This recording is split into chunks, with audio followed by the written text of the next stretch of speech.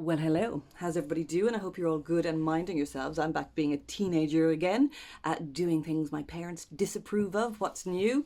I had to go out to Magowna House Hotel in between Inch and Kilmaley, just outside Ennis there, and to see for myself what's really going on here, especially with the locals, because they've made this incredible audacious stand and for Middle Ireland, for RTE viewer types who probably would have gone along with the whole COVID-19 thing. I'm sure they would have worn masks and got jabbed and all of that. And now they find themselves being called far right. Isn't that fascinating? But they did such a naughty and bold thing. They blockaded either side of this country lane when they saw a busload of military-aged men being brought into Magowna House Hotel.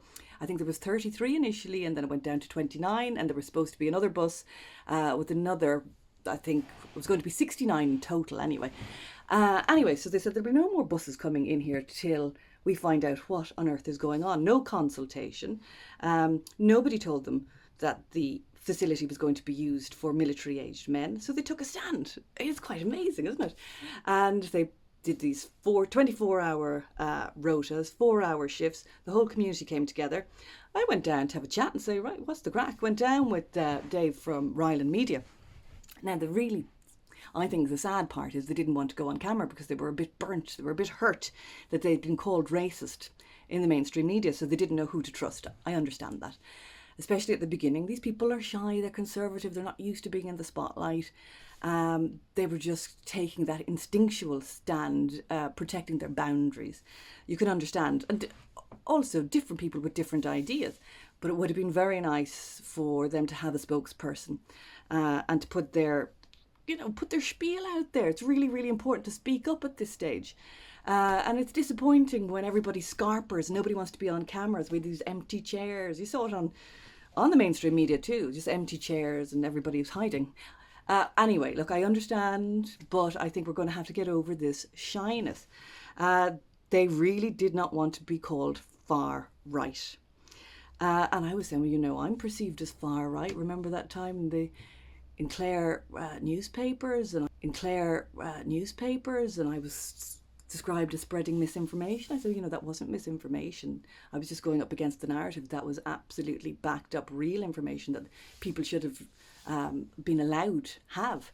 And they were listening. So we were having a good old chat too, off camera, sadly, but a worthwhile chat, nearly worthwhile just to go up and have that chat alone, for them to understand, this is just the next phase of it. This is the next layer. We have a captured media.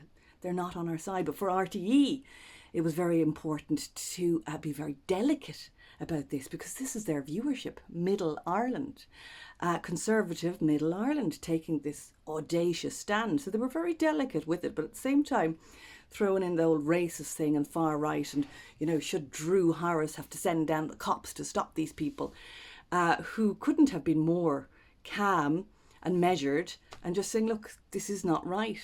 This is not the right facility for these guys, and who are they? Fair questions. So anyway, hung outside the facility. Who did I end up talking to? Only some of the military-aged men. I asked them, well, what's going on here? Is this some kind of military operation? And where are you coming from? A lot of them not coming from war zones at all. In the same facility was turned down for Ukrainians as not being suitable. So why all the military-aged men? And the guy who owns Apache Pizza apparently is the owner of the property. Has he not got enough money? We know there's major money involved in all of this.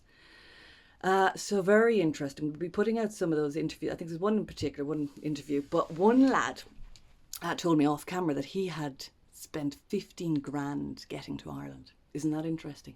15 grand to get over here. And it's seen as a soft touch. We know that. And he said they're all coming. They're all coming. So, shocking time. Most people are fast asleep. Most people just watching sport in Ireland. Drives me mad. I sometimes wonder, am I more useful here or am I more useful to Ireland in France? One foot in either country, my God. But sometimes when I'm here, it's very frustrating. And when I'm in France, I can be on my Toblerone to think and mutter to myself and mumble and do a bit of that, I don't have that time here. Same time, it's good to be home. It's good to be home. But Jesus, you drive me mad.